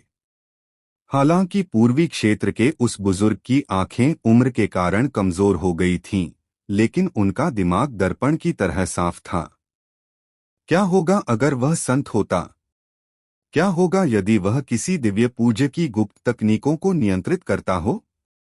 क्या होगा अगर वह किसी दूसरे ब्रह्मांड से आया हुआ आगंतुक हो? उसे अब भी ब्रह्मांड की कार्यप्रणाली के मूलभूत नियमों का पालन करना था। संत स्वर्गीय संकट एक सर्वनाशकारी आपदा थी। वास्तव में स्वर्ग और पृथ्वी यानी ब्रह्मांड ने जीवित प्राणियों को संत बनने की अनुमति नहीं दी। जितना अधिक शक्तिशाली प्राणी होता था, उतना ही अधिक वह ईश्वर के नियमों को चुनौती देता था। संत बनने की प्रक्रिया में आने वाली विपत्ति जितनी बड़ी होगी, आकाश में गाढ़ी स्याही की तरह मंडराते विपत्ति के बादलों की पहली लहर मात्र थे, एक शुरुआत। यह पूरी तरह से अप्रत्याशित नहीं था कि थाउजेंड स्टोन के पास एक स्वर्गीय पूज्य की गुप्त तकनीकें थीं, जिससे वह अपने दुश्मनों को मारने के लिए स्वर्गीय आपदा की शक्ति का हेरफेर कर सकता था। लेकिन शक्तिशाली होने के बावजूद भी वह पूरे संत समुदाय को अपने वश में नहीं कर सकता था। स्वर्गीय विपत्ति। और एक बार जब उसकी चालाकी विफल हो गई, तो उसे जिस प्रतिक्रिया का सामना करना पड़ेगा, वह स्वर्गिक संकट का सीधे तौर पर विरोध करने से भी कहीं अधिक गंभीर होगी। आप थाउजेंड स्टोन की असली क्षमताएं उजागर हो गईं, और उसका चेहरा कुछ हद तक अस्वाभाविक हो गया। वास्तव में यह आपदा इतनी सरल नहीं थी। एक के बाद एक कई आपदाएं आती रहीं, जिससे स्थिति और भी भयावह हो गई। उनकी वर्तमान शक्ति उन्हें केवल स्वर्गीय संकट की पहली परत को नियंत्रित करने की अनुमति देती थी। यदि उसे स्वर्गीय कष्टों की दूसरी या तीसरी परत का सामना करना पड़ा, तो वह वास्तव में मुसीबत में पड़ जाएगा। बेशक इसका मतलब यह नहीं था कि वह अक्षम थे, बल्कि बिजली की विपत्ति बहुत भयंकर थी, और विपत्ति से गुजरे उस दिव्य पूज्य की विरासत जो उन्होंने प्राप्त की थी, वह केवल एक अधूरी पुस्तक थी। साधना तकनीक में खामी थी, जिससे स्वर्गीय आपदा को नियंत्रित करने की उसकी क्षमता सीमित हो गई थी। थाउजेंड स्टोन ने उदास चेहरे से कहा, अगर मैं स्वर्गीय आपदा के एक छोटे से हिस्से को भी नियंत्रित कर सकूं, तो तुम सबको मारने के लिए इतना ही काफी है। थाउजेंड स्टोन ने काले बादलों में मौजूद कैलामिटी पावर को नियंत्रित किया और उसे चांदी के रंग के खूंखार राक्षसों के एक विशाल झुंड में बदल दिया। वहां भक्षणासुर, क्रूरकेतु, कलवा और पिक्सिउ थे। इनमें से कोई भी क्रूर राक्षस अद्वितीय, महाघाती और अशुभ प्राणी था जो आकाश और पृथ्वी को हिला देने में सक्षम था। भले ही ये आपदा से उत्पन्न हुए मात्र प्रेत ही क्यों न हो, लेकिन उनमें से किसी को भी आसानी से उकसाना संभव नहीं था। उनमें अपने वास्तविक स्वरूप की कुछ विशेषताएं और दैवीय क्षमताएं थीं। हालांकि वे बिजली के शरीर थे, उनमें कुछ बुद्धि भी थी। इस आपदा का सबसे भयावह पहलू यही था, यह अथाह था, और कोई नहीं जानता था कि यह किस रूप में विकसित हो सकता है। चाहे वह पूर्वी तैरते हुए बुजुर्ग हितेंद्र हों या दानव जाति के 2 सदस्य, सभी ऐसे दिख रहे थे मानो वे किसी दुर्जय शत्रु का सामना कर रहे हों। वे चांदी के रंग के खूंखार राक्षसों से घिरे हुए थे और उन्होंने काफी कठिन लड़ाई लड़ी। किसी भी क्रूर जानवर की ताकत एक साधारण शिखर संप्रदाय के गुरु स्तर के प्राणी से कम नहीं थी, और वे निडर होकर चोट से बिल्कुल भी नहीं डरते हुए केवल ऐसी रणनीति अपनाते थे जिसका परिणाम पारस्परिक विनाश होता था। जहां भी उन्होंने लड़ाई लड़ी वह जगह झुलसी हुई धरती एक समतल मैदान बन गई। हालांकि आर्यन ने देखा कि वह स्वर्गीय आपदा को नियंत्रित कर सकता है और उसका उपयोग अपने उद्देश्यों के लिए कर सकता है। थाउजेंड स्टोन उतना लापरवाह नहीं था जितना वह दावा करता था। स्वर्गीय संकट को नियंत्रित करना उनके लिए बहुत कठिन था। जब भी कोई चांदी का खूंखार जानवर नीचे उतरता तो उसका ध्यान कुछ हद तक उससे हट जाता था। इन चांदी के रंग के खूंखार राक्षसों को बुलाना तो आसान था, लेकिन इन्हें नियंत्रित करना मुश्किल था। इसमें उनकी बहुत सारी ऊर्जा की आवश्यकता थी। युद्ध के दौरान आर्यन ने पाया कि चारों में से पूर्वी तैरते हुए संत हितेंद्र के पास सबसे अधिक युद्ध शक्ति थी। यद्यपि हितेंद्र देवत्व प्राप्त कर चुके थे, फिर भी संत स्तर पर उनका संचित युद्ध अनुभव अभी भी पर्याप्त नहीं था। पूर्वी क्षेत्र के उस बुजुर्ग ने शायद पहले संत मार्ग पर ज्यादा दूर तक जाने का साहस नहीं किया था, लेकिन उनकी बुनियाद मजबूत थी और वे इस क्षेत्र की युद्ध तकनीकों को नियंत्रित करने में माहिर थे। पूर्वी तैरते हुए बुजुर्ग 5 शिखर संप्रदाय के मास्टर स्तर के चांदी के भयंकर राक्षसों से घिरे हुए थे, फिर भी वे शांत रहे और एक एक करके उनसे निपटते रहे, जो एक अनुभवी संत विशेषज्ञ के अद्वितीय गुणों को प्रदर्शित करता है। हालांकि उन चारों में दूसरे स्थान पर रहने वाला योद्धा पूर्वी तैरता हुआ बुजुर्ग नहीं, बल्कि दानव जाति का त्रिलोचन था। पिछली लड़ाइयों में उनके कभी कभार हस्तक्षेप के कारण लोगों ने गलती से यह मान लिया था कि वह सिर्फ एक साधारण आधे अधूरे स्तर के संत विशेषज्ञ थे। फिर भी वह 5 शिखर संप्रदाय के मास्टर स्तर के चांदी के खूंखार राक्षसों से घिरा हुआ था और उसने उनसे निपटने में कामयाबी हासिल की। हालांकि थोड़ा अस्तव्यस्त होने के बावजूद उसने हमेशा स्थिति पर दृढ़ नियंत्रण बनाए रखा। अगर लड़ाई 1 घंटे और भी चलती तो भी शायद उसमें कमजोरी का जरा सा भी संकेत नहीं दिखता। अन्य 2 अपेक्षाकृत काफी कमजोर थे। हालांकि हितेंद्र ने आस्था की शक्ति से अपने देवत्व और दिव्य पद को संकुचित कर लिया था, फिर भी वह इस स्तर की शक्ति में अभी तक निपुण नहीं थे।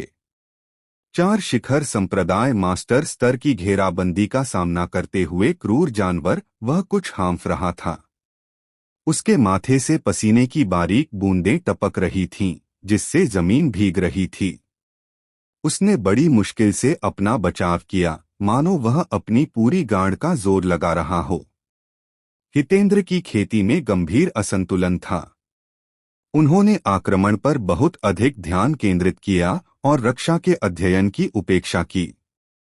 ये चांदी के रंग के खूंखार जीव पूरी तरह से बिजली की ऊर्जा से निर्मित थे, इनमें कोई महत्वपूर्ण अंग नहीं थे। उनके खिलाफ सामान्य आक्रमण तकनीकें अप्रभावी साबित हुईं। इसलिए हितेंद्र के पास टिके रहने के लिए केवल संघर्ष करने का ही विकल्प बचा था। उसके माथे से पसीना बारिश की तरह बह रहा था और वह जोर जोर से हाँफ रहा था, काफी अस्तव्यस्त दिख रहा था। रामकृष्ण की हालत तो और भी बदतर थी। उसके सामने केवल एक ही चांदी का खूंखार राक्षस प्रतिद्वंद्वी के रूप में था, लेकिन वह पहले से ही उसके हाथों अपंग होने की कगार पर था। इस क्रूर जानवर ने अपनी सुरक्षा को नजरअंदाज कर दिया और इसका हर वार घातक था।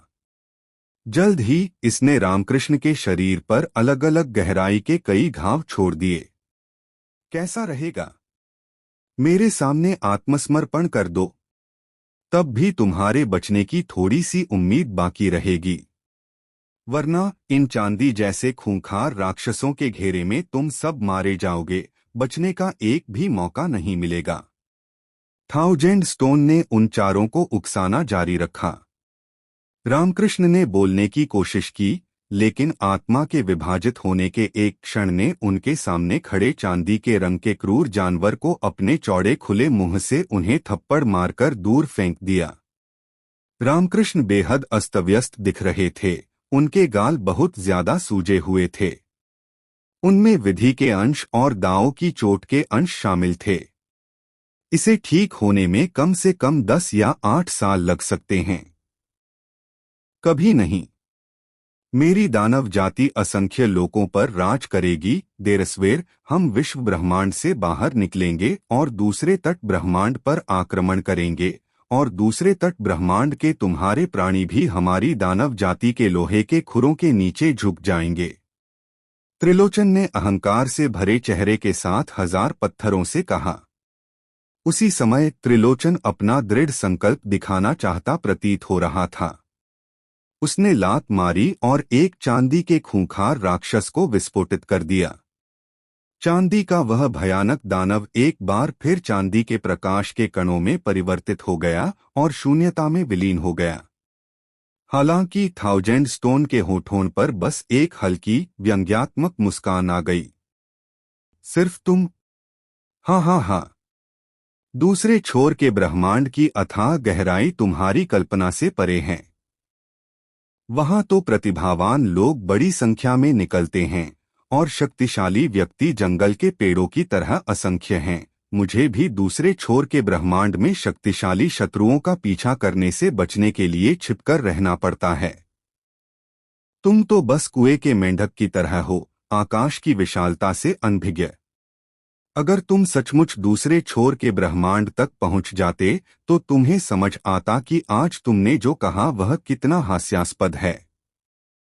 अपने हाथ के इशारे से 1000 स्टोन ने एक और चांदी के रंग के खूंखार जानवर को प्रकट किया, जिससे पिछले वाले की जगह भर गई। यह सर्वोच्च संप्रदाय गुरु स्तर की लड़ाई थी, जो संत स्तर को भी छू रही थी। अनेक प्रकार की विधियां लगातार सामने आती रहीं, जिन्होंने आर्यन को चकित कर दिया और उन्हें गहराई से प्रभावित किया। आर्यन समझ गया था कि उसे अपने गोल्डन कोर को संघनित करने की गति तेज करनी होगी।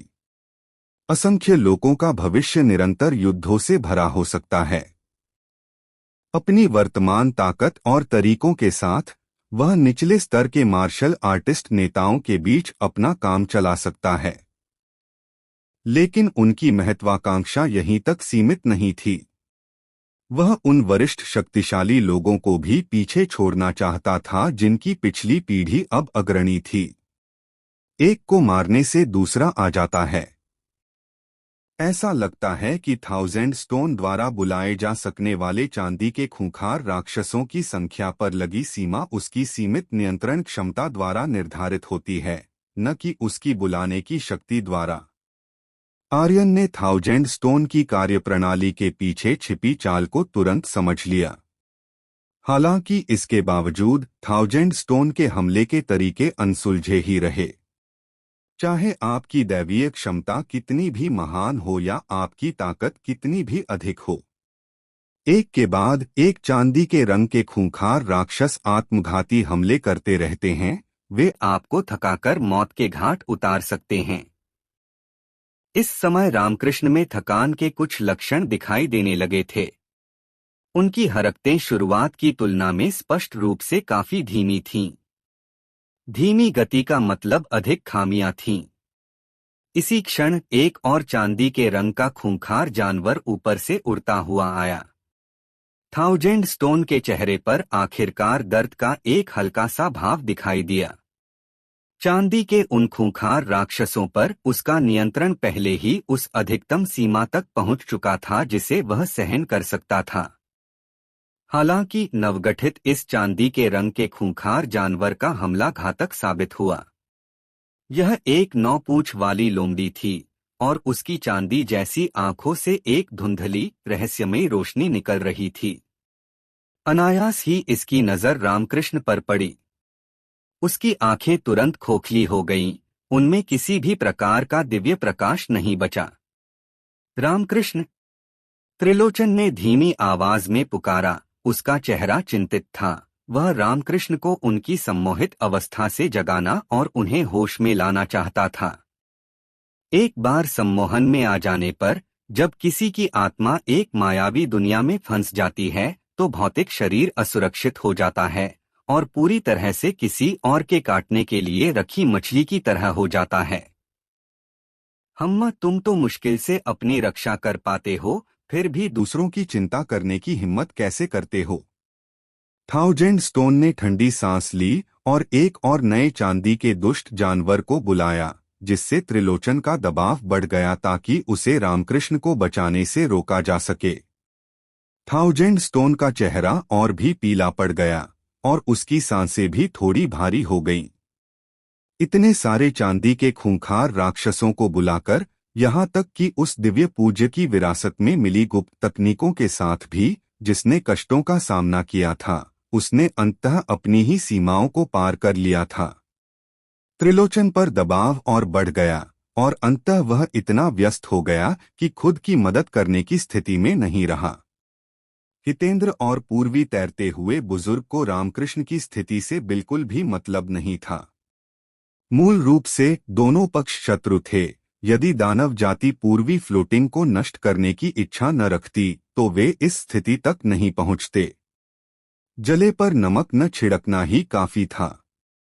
समय पर सहायता प्रदान करने के बारे में क्या? बिल्कुल नहीं।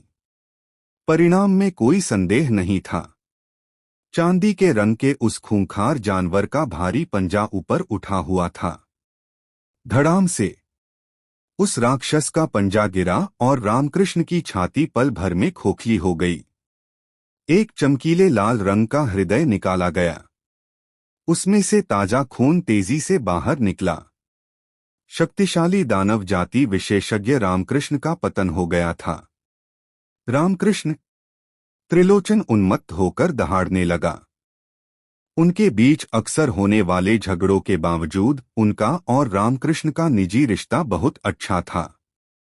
उन्हें बचपन के ऐसे दोस्त कहा जा सकता है जो साथ साथ फटी हुई पैंट पहनकर बड़े हुए थे।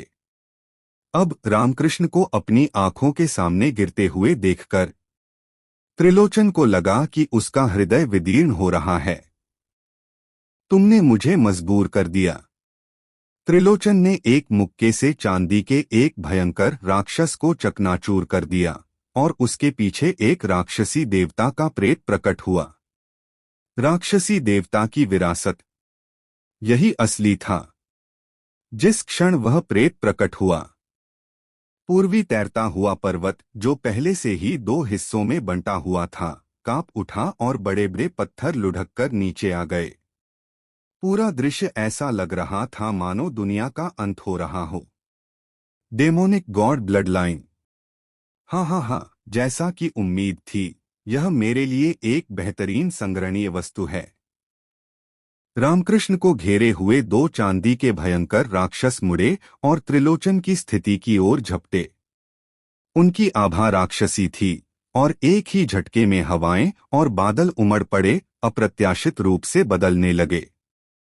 रक्त से सने होने के बाद चांदी के ये दो क्रूर जानवर और भी अधिक शक्तिशाली प्रतीत हुए, मानो उनमें राक्षसी देवता की ऊर्जा का अंश समाहित हो गया हो।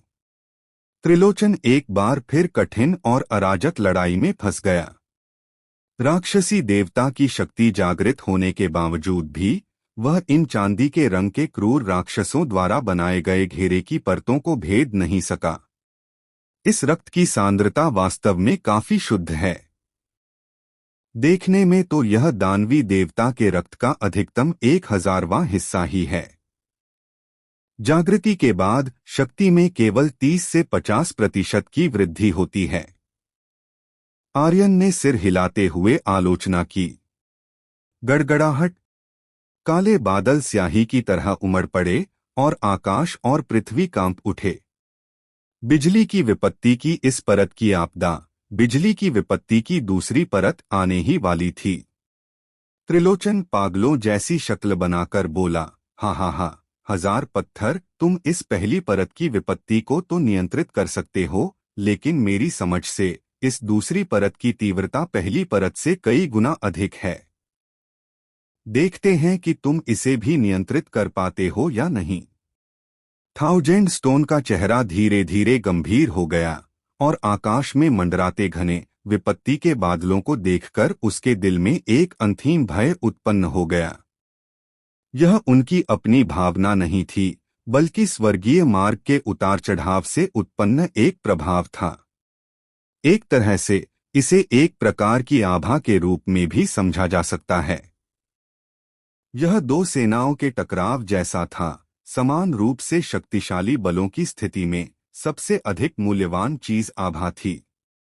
एक बार जब आभा शत्रु को अभिभूत कर देती है, जिससे उनमें भय और कायरता उत्पन्न हो जाती है।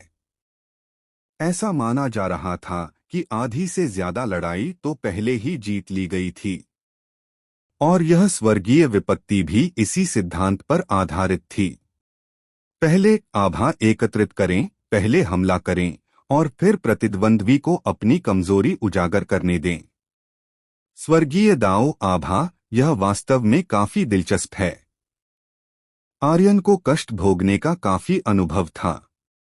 अगर सिर्फ उनके द्वारा भोगे गए कष्टों की संख्या की बात की जाए तो शायद कुछ अनुभवी संत भी उनसे कहीं पीछे रह जाएंगे। हालांकि उनकी साधना का क्षेत्र आखिरकार सीमित ही था। स्तर मौजूद था। स्वर्गीय आपदा इतनी शक्तिशाली नहीं हो सकती, अभी तक उसमें आभा का स्तर शामिल नहीं है। आर्यन को छोड़कर स्वर्गीय संकट के अधीन लगभग हर कोई भय से कांप रहा था। वे चाहते थे कि वे जितना हो सके उतनी दूर छिप सकें। जब यह दिव्य आपदा उतरी तो इससे घिरे सभी जीव निष्क्रिय रूप से आपदा से गुजरेंगे और उन्हें अपने क्षेत्र के अनुरूप दिव्य आपदा का सामना करना पड़ेगा। अधिकांश साधकों ने कभी भी प्रलय का सामना नहीं किया था। सामान्यतः केवल संप्रदाय प्रमुख स्तर तक पहुंचने वाले ही स्वर्गीय प्रलय की परीक्षा का सामना करते थे। कितने साधारण लोग आर्यन की तरह कष्टों को सह सकते हैं, मानो यह उनके लिए रोजमर्रा की बात हो। केवल आर्यन ने ही अपनी ऊर्जा छुपाई। स्वर्गीय संकट से घिरे क्षेत्र के किनारे चुपचाप खड़े होकर स्वर्गीय संकट का अवलोकन करना। मनुष्य पृथ्वी का अनुसरण करता है, पृथ्वी स्वर्ग का अनुसरण करती है, स्वर्ग दाओ का अनुसरण करता है, दाओ प्रकृति का अनुसरण करता है। प्रकृति ही सबसे अच्छी शिक्षक थी।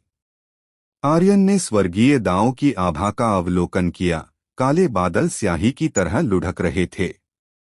भारी दमनकारी भावना और भी प्रबल होती चली गई।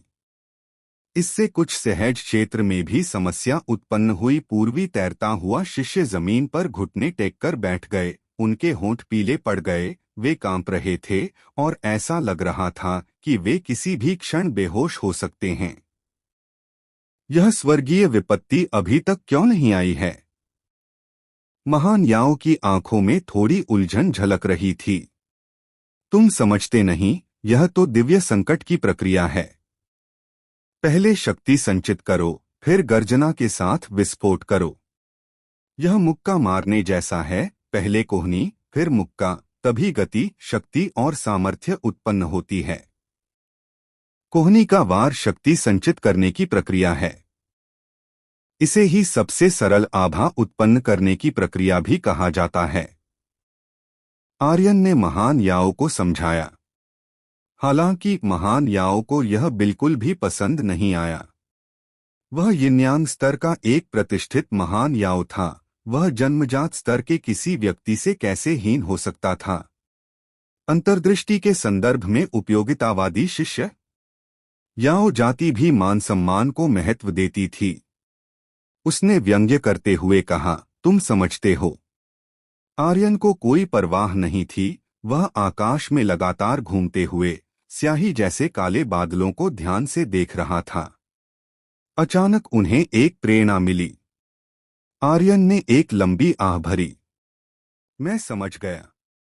इस स्वर्ग और पृथ्वी में सब कुछ यिन और यांग के मार्ग का अनुसरण करता है। यिन को अपनाना और यांग को थामे रहना ही सही मार्ग है। उदाहरण के लिए, इस जादू के लिए पहले एक लंबा मंत्र जाप करना पड़ता है। यह केवल दिखावे के लिए नहीं है, बल्कि आसपास के स्वर्ग और पृथ्वी के तत्वों को एकत्रित करने के लिए है। मंत्र जितना लंबा जाप किया जाता है, उतने ही अधिक तत्व एकत्रित होते हैं, जब तक कि जादूगर इसे सहन नहीं कर पाता और फिर वह उन सभी को एक साथ छोड़ देता है। आर्यन के एक एक शब्द ने महान याओ को भ्रमित कर दिया, लेकिन उन्होंने गौर किया कि आर्यन बाकी लोगों से अलग था। संकट के बादलों में समाहित दिव्य शक्ति समय के साथ और भी प्रबल होती गई। स्वर्ग और पृथ्वी का क्षेत्र भी पूर्वी तैरता हुआ शिष्यों और यहाँ तक कि दानव जाति ने भी काफी दबाव महसूस किया और उन्होंने अपने दांत पीसकर दृढ़ रहने का फैसला किया। लेकिन आर्यन एक सामान्य व्यक्ति की तरह थे। ऐसा प्रतीत होता था कि स्वर्गीय संकट की दमनकारी शक्ति ने उन पर कभी कोई बोझ नहीं डाला था। एक सहज क्षेत्र यूटिलिटी डिसाइपल वास्तव में एक साधारण स्वर्ग और पृथ्वी क्षेत्र से अधिक शक्तिशाली था। किसान, यह आदमी जरूर कुछ गड़बड़ कर रहा है। जादू मंत्रोच्चारण है और मंत्र हस्तरेखाएं हैं। प्रारंभिक हस्तरेखाएं स्वर्ग और पृथ्वी की ओरिजिन ऊर्जा को एकत्रित करने के लिए हैं और अंतिम हस्तरेखाएं इसे पूर्णतः मुक्त करने के लिए हैं। हालांकि मैं भी एक कला साधक हूँ, हर बार जब मैं कोई मंत्र पढ़ता हूँ तो मुझे पता होता है कि क्या करना है, लेकिन क्यों करना है यह नहीं। अब मुझे अंततः समझ आ गया है। महान दाव सरल है, अंततः सब कुछ एक ही है। आर्यन के चेहरे पर राहत भरी मुस्कान आ गई। सिद्धांत को समझने से तुरंत कोई महत्वपूर्ण सुधार नहीं हो सकता है, लेकिन जब इसे लागू किया जाएगा तो यह निश्चित रूप से अधिक परिष्कृत और नवीन होगा। बिजली की मुहर, हथेली की गड़गड़ाहट। आर्यन तुरंत प्रयोग करने के लिए बेताब था। उसने सबसे बुनियादी बिजली का मंत्र लाइटनिंग सील का प्रयोग किया। इस लाइटनिंग सील में केवल 9 हस्त मुद्राएं शामिल थीं। आर्यन ने आसपास के आकाश और पृथ्वी तत्वों में होने वाले परिवर्तनों का सावधानी पूर्वक अनुभव करते हुए इन 9 हस्त मुद्राओं को एक एक करके किया। दरअसल पहले 2 हस्त मुद्राओं के प्रदर्शन के बाद आसपास के विद्युत तत्व धीरे धीरे एकत्रित होने लगे और जब तीसरी मुहर गिरी तो स्वर्ग और पृथ्वी तत्वों के संघनन की गति अचानक बढ़ गई। जैसे ही चौथी हस्त मुद्रा का प्रदर्शन किया गया, स्वर्ग और पृथ्वी तत्व की वृद्धि की गति धीरे धीरे धीमी होने लगी। जब पांचवीं और छठी हस्त मुद्राएं गिरी तो एकत्रित विद्युत तत्व आकार लेने लगे और बिजली के रूप में परिवर्तित हो गए। आठवीं हस्त मुद्रा का उद्देश्य बिजली के आकार को ठोस रूप देना था। नौवीं हस्त मुद्रा बिजली छोड़ने के लिए थी। एक जोरदार धमाके के साथ आर्यन के हाथ से बिजली की एक तेज चमक निकली। उससे कुछ ही दूरी पर स्थित एक सिर के आकार के पत्थर पर प्रहार किया गया और एक जोरदार धमाके के साथ वह दर्जनों टुकड़ों में बिखर गया। आर्यन, तुम ये क्या कर रहे हो? क्या तुम जानबूझकर लोगों को डराना चाहते हो? स्वर्गिक आपदा की बिजली तो पहले से ही बहुत भयानक है और तुम आग में घी डाल रहे हो। एक फटकार भरी आवाज आई। यह ईस्टर्न फ्लोटिंग का एक संप्रदाय का वरिष्ठ प्रबंधक था, जिसकी अभी तक मृत्यु नहीं हुई थी। यह चंद्रगिरी क्षेत्र का विशेषज्ञ था। उसने आर्यन को डांटा। आर्यन की आंखें चमक उठीं। उसने मन ही मन बुदबुदाया, चूंकि तुम दस्तक दे ही चुके हो तो मेरे हथेली के वज्र की शक्ति का परीक्षण करो। आर्यन के बोलने के बाद उसने प्रयोग करना शुरू कर दिया। उसने हथेली की गड़गड़ाहट को फिर से संघनित किया, लेकिन उसने चौथी हस्त मुद्रा को 2 बार दोहराया। बिजली के एकत्र होने की गति कम से कम 10 गुना तेज थी। एक जोरदार धमाके के साथ आर्यन ने अपने हाथ में मौजूद पाम थंडर को छोड़ दिया। इसकी शक्ति पिछले हमले की तुलना में कम से कम 10 गुना अधिक थी। आर्यन, तुम क्या कर रहे हो? संप्रदाय के वरिष्ठ प्रबंधक चौंक गए और उन्होंने आर्यन के पाम थंडर को रोकने के लिए लापरवाही से एक छोटी धातु ढाल बुलाई। हालांकि इस पाम थंडर की शक्ति साधारण पाम थंडर की शक्ति से कहीं अधिक थी। उनके जैसे चंद्रगिरी क्षेत्र के विशेषज्ञ के लिए अभी भी कोई महत्वपूर्ण खतरा पैदा करना मुश्किल था। चौथे हस्त चिन्ह की शक्ति को वास्तव में बढ़ाया जा सकता है। तो अगर इसे फिर से बढ़ाया जाए, क्या शक्ति और भी अधिक होगी? आर्यन ने पूर्वी तैरते हुए लोगों की भावनाओं को पूरी तरह से नजरअंदाज कर दिया। संप्रदाय के वरिष्ठ प्रबंधक, वैसे भी दूसरे पक्ष की उनके प्रति कोई खास सद्भावना नहीं थी। अगर उसने उसे मार डाला तो उसने उसे मार डाला। आर्यन की विश्वदृष्टि में अच्छे और बुरे के बीच कोई अंतर नहीं था, केवल यही मायने रखता था कि वह उसके लिए अच्छा है या बुरा। आर्यन के तीसरे पाम थंडर की शक्ति 100 गुना बढ़ गई, क्योंकि उसने चौथी हस्त मुद्रा को 3 बार दोहराया था। दुगुना करने पर शक्ति 10 गुना हो जाती है, 3 बार करने पर शक्ति 100 गुना हो जाती है। इस बार जैसे ही पाम थंडर प्रकट हुआ, ऐसा लगा मानो कोई ड्रैगन समुद्र से निकल रहा हो। एक बार मुक्त होने पर उसे रोकना असंभव था। अभी तक दिव्य आपदा नहीं आई थी, लेकिन आर्यन की हथेली की गड़गड़ाहट इतनी शक्तिशाली थी कि सभी चौंक गए। एक जोरदार आवाज के साथ पाम थंडर आर्यन ने इस बार जो हमला किया, उससे संप्रदाय के वरिष्ठ प्रबंधक की छोटी ढाल थोड़ी कांप उठी। छोटी ढाल के पीछे संप्रदाय के वरिष्ठ प्रबंधक को भी महसूस हुआ कि उनकी हथेली सुन्न हो गई है। उसने आर्यन को संदेह और आश्चर्य भरी नजरों से देखा। पाम थंडर जैसा साधारण मंत्र स्वाभाविक रूप से असामान्य नहीं था, लेकिन जो बात दुर्लभ थी वह यह थी कि पाम थंडर आर्यन ने अपनी पिछली समझ से कहीं बेहतर प्रदर्शन किया। दुर्भाग्यवश इस हथेली की गड़गड़ाहट की शक्ति, जो 100 गुना से भी अधिक है, बिखरने लगती है। आर्यन हथेली की गड़गड़ाहट की 100 गुना शक्ति से संतुष्ट नहीं था, क्योंकि शक्ति बिखरी हुई थी और एक स्थान पर केंद्रित नहीं हो सकती थी। तो फिर यह पाम थंडर ज्यादा नुकसान नहीं पहुंचा सकता था। पांचवीं और छठी हस्त मुद्रा का उपयोग बिजली को आकार देने के लिए किया जाता है। मैं इन दोनों हस्त मुद्राओं को कई बार एक के ऊपर एक रखकर देख सकता हूं। आर्यन ने मन ही मन कुछ बुदबुदाया। उसने फिर से पाम थंडर का प्रयोग किया। इस बार उन्होंने पांचवीं और छठी हस्त मुद्रा दोनों को 2 बार प्रदर्शित किया। जब उसने दोबारा पाम थंडर का प्रयोग किया तो बिजली की शक्ति वास्तव में एक सुई की नोक में सिमट गई। इसके अलावा पाम थंडर का रंग बैंगनी काला हो गया और वह लगभग ठोस दिखने लगा। एक झंझनाहट के साथ पाम थंडर ने आसानी से पूर्वी तैरते चंद्रगिरी क्षेत्र की ढाल को भेद दिया।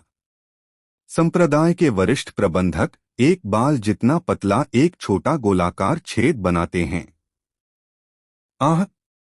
पूर्वी फ्लोटिंग चंद्रगिरी क्षेत्र संप्रदाय के वरिष्ठ प्रबंधक की हथेली में छेद कर दिया गया। खून तेजी से बहने लगा, लगातार।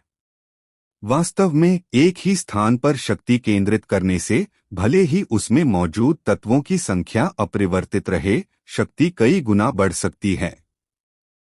तभी आर्यन को पाम थंडर की शक्ति से संतुष्टि मिली।